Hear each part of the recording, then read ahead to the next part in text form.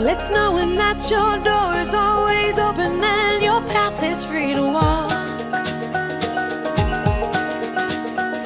That makes me tend to leave my sleeping bag rolled up and stashed behind your couch.